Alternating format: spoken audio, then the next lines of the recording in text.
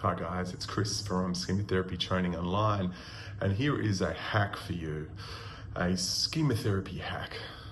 This one is really around when the clinician can use experiential techniques. Now, experiential techniques are usually things like doing imagery and imagery rescripting and doing chair work and mode work in chairs, and often they're avoided by the therapist, as well in some cases avoided by the client. We need to get used to using experiential techniques. Just like someone is doing a thought diary and you're a CBT therapist, a schema therapist really needs to get comfortable and very much at ease in doing things like chair work and imagery particularly. So for my hack today, it's really about gauging the willingness and ability of the client. So I'm looking at, is the client willing and able? So if the client is willing to do experiential techniques and is able, and what I mean by able, they're able to tolerate emotion, they're able to regulate their emotions to some extent, then proceed. Do imagery, rescripting, do chair work, and integrate that into the model. And have a think about what you're trying to teach the client via these approaches. This is often a good reason and a good helpful approach. If the client is unwilling and able, so you think that they're able to, tolerate emotion and move forward, then we would be looking at mode work, particularly coping mode work, possibly mode work with chairs related to the critic mode. But we want to try and understand what is the block, that's getting in the way from them doing experiential techniques and work on that.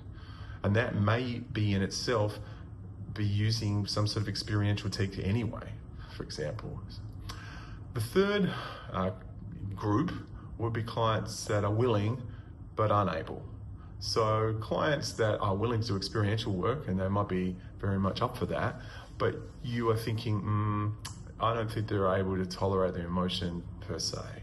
And in these sort of cases, we don't want to just go in like a wrecking ball and cause the client to be upset for no reason. We're really trying to help them build up a tolerance of emotion, particularly compassion to themselves, and come up with some healthy and helpful corrective emotional experiences. So in this sort of case, we'd be taking things slowly. If we do an imagery, we might slow things down, start with some neutral imagery, for example. If there's imagery, doing the washing up together, bring you as the adult coming into the client's image and helping them.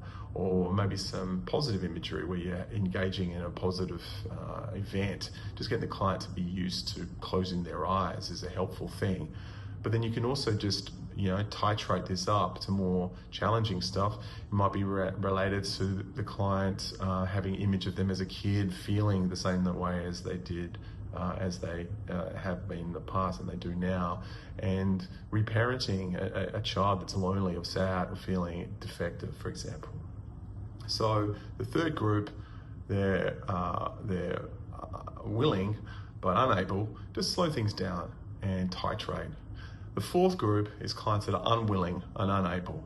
And clearly, if a client is unwilling, you don't want to push the envelope and make them feel things that they don't want to feel. Plus, are they unable for a reason? They're unable because of the reasons we've said before, but it might not be necessarily a tuned time for you to kind of do really strong emotional focused work. Maybe they've come out of inpatient setting, or they've got some situational crisis in this sort of environment. So in this sort of place, we could be doing things like safe place imagery. We could also be doing things like container imagery, things like that. These are both experiential techniques, but they're about helping the client to de-escalate emotional content for themselves, but it isn't necessarily high stakes, emotionally focused material. So you've got four groups. You've got the willing and able, you've got the willing, unwilling and able, you've got clients that are willing but unable, and the clients that are unwilling and unable.